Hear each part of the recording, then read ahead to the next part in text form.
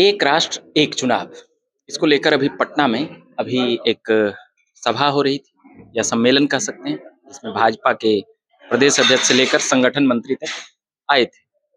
और अभी हमारे साथ हैं मौजूद अमिताभ सिन्हा जी, जो सीनियर एडवोकेट हैं और साथ ही भाजपा के मीडिया प्रभारी से लेकर ऐसे कई दायित्वों में रहे हैं और लगातार कई मुद्दों पर मुखर होकर बोलते रहे हैं।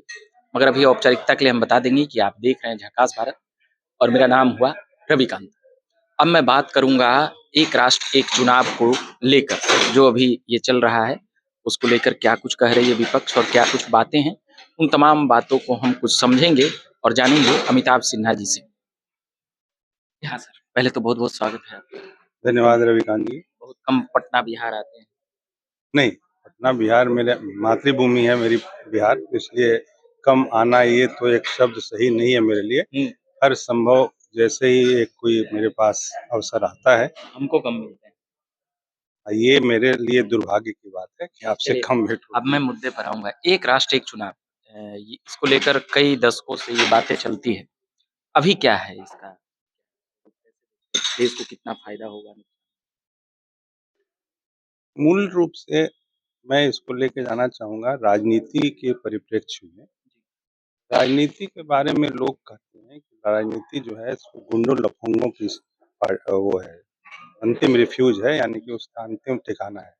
मैं मानता हूँ ऐसा नहीं है। राजनीति हमेशा ऐसी नहीं है। यदि अच्छे लोग राजनीति में नहीं जाएँगे, जी। तो चूँकि वहाँ शून्यता नहीं होती किसी भी जगह प्रकृति में, तो वहाँ अच्छे लोग नहीं जाने से बुरे लोग आते हैं। और अच्छे लोगों की आवश्यकता इसलिए भी है क्योंकि जैसे वन नेशन वन इलेक्शन, यानी एक राष्ट्र और एक चुनाव, ये उसी के परिप्रेक्ष्य में देखने की बात है। ये इसमें राजनीति नहीं है। इसमें राष्ट्र सर्वोपरि, राष्ट्र सबसे ऊपर, और राष्ट्र की चिंता करने वाला हर नागरिक, देश के बारे में उसके हितों की चिंता करने वाला हर देश का व्यक्ति इस बात को न सिर्फ समझे बल्कि उसके ऊपर में पूरी तरीके से प्रतिबद्ध हो, ये इस पूरे प्रयास का लक्ष्य है। अब ये आप कहें कि ये कैसे ऐसा संभव है कि हर व्यक्ति ये माने कि यही जो है राष्ट्रहित सबसे ऊपर है इसमें। देखिए, राजनीति में चुनाव एक अहम हिस्सा होता है और चुनाव के कारण ही प्रजातंत्र जो है वो स्थापित होता है और मजबूत होता है। भारत देश के सबसे क्षमा चाहूँगा, विश्व के सबसे ताकतवर और सबसे बड़े लोकतंत्र के नाते जाना जाता है। यहाँ पर चुनाव को किसी तरीके से यदि हम ये माने कि सिर्फ और सिर्फ अच्छाई के लिए हो, तो उसके लिए क्या करना चाहिए, उसमें की जो चुनाव के जो नेगेटिव पॉइंट्स हैं, उसके जो नकारात्मक जो उसके पहलू हैं, उसके ऊपर में कम अ, विषय पे वो हो प्रयास हो कि वो कम हो जाएँ और सिर्फ चुनाव की अच्छाइयाँ हों, उसके लिए ये एक राष्ट्र एक चुनाव की बात संकल्पना की गई है। क्या चुनाव के नुकसान होते हैं? चुनाव के नुकसान ये हैं, चूँकि यहाँ पर जनतंत्र बहुत बड़ा है, आबादी बहुत है, तो चुनाव कराने में बहुत बड़ा खर्च आता है। फिर राजनीति का अपराधीकरण और भ्रष्टाचार का राजनीति में समायोजन, ये भी पिछले 70-75 सालों में बहुत ज़्यादा हुआ है देश में। तो राजनीति जो है वो पूरी तरीके से यदि भ्रष्ट हुई है, तो उसके पीछे चुनाव जो है वो सबसे पहला मुद्दा है कि लगातार चुनाव होते हैं। साल में कम से कम हर साल 2-3 चुनाव कहीं प्रदेश में होंगे, कहीं पूरे देश में हर साल कोई ना कोई चुनाव हो रहा है। तो उसमें जो राजनीतिक दल हैं और राजनीतिक जो लोग हैं, वो उसमें चंदे के नाते भ्रष्टाचार को बढ़ावा देते हैं। यदि एक ही चुनाव 5 साल में होगा, तो ऐसे भ्रष्टाचार को लगाम लगाने की संभावना है, नंबर 1। दूसरी बात ये है कि जो जो देश में जो संसाधन है सरकारी, वो चुनाव में लगे रहने के कारण लगातार जो संसाधनों का बोझ जो है वो देश के कर व्यवस्था पे, देश के बजट पे पड़ता है। गरीब आदमी का ही पैसा है, आम आदमी का पैसा है। वो पैसा कोई सरकार का पैसा, कोई बाहरी जी, पैसा तो होता ये नहीं। आप कई महत्वपूर्ण बातें इसमें जोड़ा रहे हैं, मगर विपक्ष की अभी की कुछ जो बयान और बातें या मंशा कह सकते हैं, जो आ रही है, वो ऐसा लगता है कि वो इससे सहमत नहीं है आप लोगों के इस एक राष्ट्र, एक चुनाव इसको लेकर ऐसा लगा। विपक्ष में मैं ऐसा मानता हूँ कि जो लोग सिर्फ़ और सिर्फ़ राजनीति को स्वार्थ के लिए करते हैं, उन्हीं की ऐसी मंशा हो सकती है, क्योंकि एक साथ एक चुनाव करने में देश भर में नुकसान सिर्फ़ उनका है जो राजनीति को अपनी दुकानदारी बनाते हैं। और जैसा मैंने अभी आपको धीरे से उसी विषय को आगे टच किया क्या था। आपको अपेक्षा है कि राहुल गांधी जो अभी विपक्ष के नेता हैं, कांग्रेस के अहम नेता माने जाते हैं, वो लोग समर्थन आपको करेंगे, क्या लगता है? मैं इसी पे आ रहा जी, था कि जी। देखिए, जब अ, दुकानदारी होती है राजनीति और चुनाव, तो कोई भी व्यक्ति उसको सीमित करना नहीं चाहेगा। जी, लेकिन यदि राजनीति किसी एक मिशन से हो, राजनीति यदि राष्ट्र के लिए हो, देश के लिए हो, देश के निर्माण के लिए हो, तो वो ये निश्चित रूप से चाहेगा कि देश के संसाधनों पे बोझ कम पड़े, विकास के कार्य जो चुनाव की वजह से रुक जाते हैं, जो आचार संहिता, जिसको आजकल लाचार संहिता भी बोला जाने लगा है, तो उसमें पूरा का पूरा जो तंत्र है, वो लाचार हो जाता है, कोई काम नहीं कर पाता है, उससे विकास की प्रक्रिया बाधित होती है, गरीब लोगों का नुकसान होता है। तो उससे देश का तो हित है, एक साथ एक चुनाव हो देश भर में।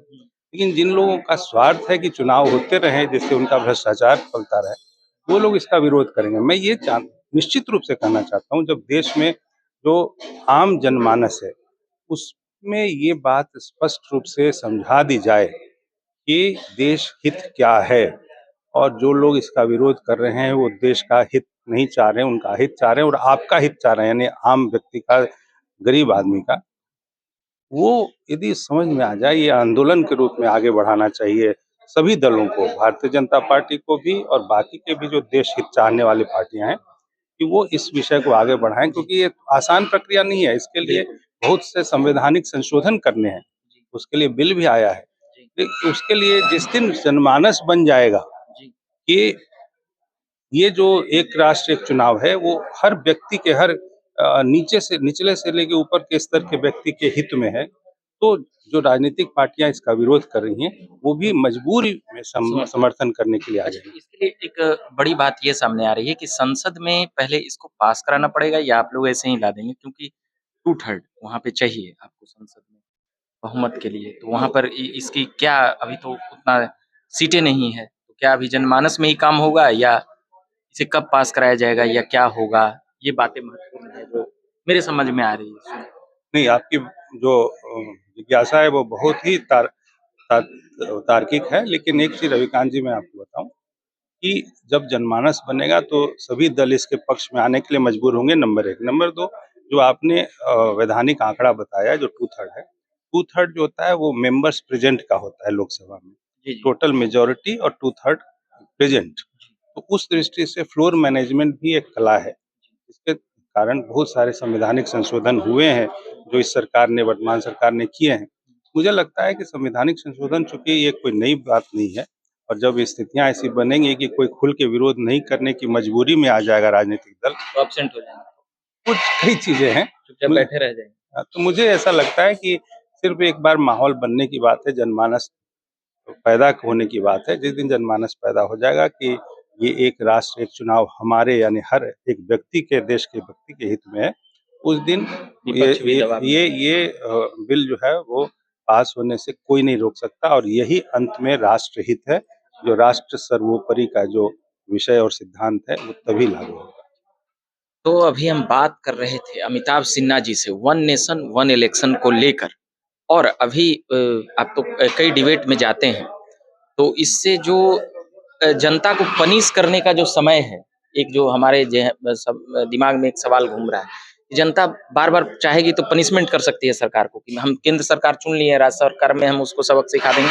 राज्य सरकार हम यहाँ चुन लिए हैं, पर केंद्र सरकार में 2-3 साल बाद अगर किसी स्टेट में जैसे बिहार में या यूपी में जो अलग-अलग समय पर जो चुनाव होते हैं, तो लोग ये मनोदशा के साथ तैयार हों कि भाई ये केंद्र सरकार ने गलती की तो 2 साल बाद हम विधानसभा में सिखा देंगे।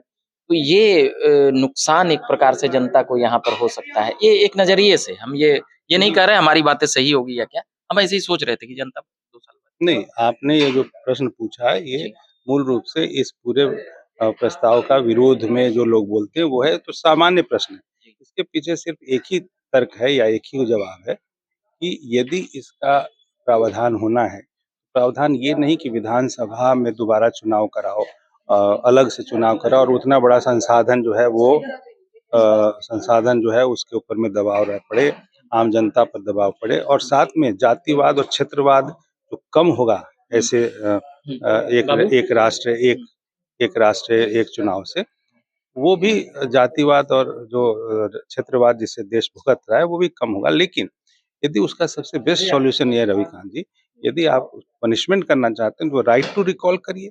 राइट टू रिकॉल का मतलब क्या है कि प्रतिनिधि को वापस बुलाओ, जो कि संभव नहीं है। 5 साल का समय मिलना किसी भी एक स्थायी सरकार के लिए ज़रूरी है नहीं, ज़रूरी है देश हित के लिए, क्योंकि उसको एक 5 साल का क्यों संविधान निर्माताओं ने एक समय सीमा तय की। 5 साल के बाद उसको बदलो। ये कि हर 2 साल बाद, 3 साल बाद उसका इवैल्यूएशन होता रहेगा, मुझे लगता है कि वो संविधान निर्माताओं की इच्छा के विपरीत है। संविधान निर्माताओं ने जो 5 साल का समय दिया था और 1950 में जब संविधान लागू हुआ तो 51 से 67 तक जितना 4 चुनाव हुए, एक साथ हुए। तो उस समय क्या ऐसी बात नहीं थी?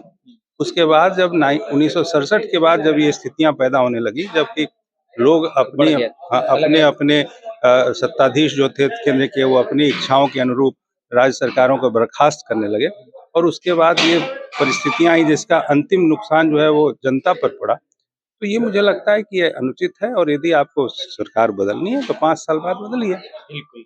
तो हमने एक राष्ट्र एक चुनाव के बारे में एक पॉलिटिकल सवाल लेंगे। राहुल गांधी हैं, 5 साल बाद उनका क्या देखते हैं? और एक कन्हैया कुमार के साथ आपका एक बड़ा डिबेट वो वायरल है आपके साथ। कन्हैया कुमार को कैसे देखते हैं बिहार में? और राहुल गांधी को कैसे देखते हैं देश में? कन्हैया कुमार को लेकर क्या? रविकांत जी, इन दोनों विषयों पे यदि बात मैं ना करूँ तो ज़्यादा मैं सुविधा महसूस करूँगा, लेकिन आपने स्नेह से पूछा तो मैं बताता हूँ। राहुल गांधी जी को परिपक्व होने में मुझे ऐसा लगता है थोड़ा और समय लगेगा जी। और यदि वो परिपक्व होते हैं तो हो सकता है कि एक मजबूत विपक्ष के नाते देश को एक अच्छा नेता मिले। लेकिन आज की स्थिति तो ऐसी नहीं है, मैं भविष्यवादी होके बात कर रहा हूँ। जहाँ तक कन्हैया की बात है, कन्हैया यूनिवर्सिटी में मेरे बाद का जूनियर रहा है, मैं उसको जानता हूँ। उसके पास सिवाय पॉलिटिकल करियर के और कोई दूसरा रास्ता नहीं है। तो राजनीति को सिर्फ़ और सिर्फ़ अपने स्वार्थ के लिए उपयोग करता है, कभी वो वामपंथ से कांग्रेस की ओर जाता है। किसी दिन भाजपा उजपा में भी आप लोग देखेंगे? देखिए, भाजपा में आएगा कि नहीं आएगा ये मैं नहीं कह सकता, लेकिन मैं इतना ज़रूर कहना चाहूँगा कि उस व्यक्ति ने जिस समय सबसे पहली बात आपने डिबेट की बात की उसके साथ, मैंने उसको पूछा था कि जब छत्तीसगढ़ में बीएसएफ के जवान, सीआरपीएफ के जवान शहीद हुए थे, तो इन लोगों ने वहाँ पार्टी की थी। इनकी पार्टी ने पार्टी की थी, कम्युनिस्ट पार्टी। कम्युनिस्ट पार्टी ने और उसके लिए वो उसका जश्न मनाया था। ऐसे विचारधारा के साथ रहता हुआ व्यक्ति कितना भी बदलेगा, तो बिहार में कहते हैं ना मूस मोटई है, लोढ़ा हुई है, हाथी दुबरई है, गधा हुई है। कितना बदल पाएगा वो? तो मुझे ऐसा लगता है कि शायद उस पे सन्मति आए, ईश्वर उसको सन्मति दें। यदि प्रार्थना करेंगे। वो बदल सकता है, अपनी पूरी मानसिकता आमूल-चूल परिवर्तन करते हैं अपनी विचारधारा और अपने व्यक्तित्व में, देश और समाज के लिए कुछ सोचना की शुरुआत करते हैं, तो शायद वो अपनी एक दिशा शायद राजनीति में ले पाएँ।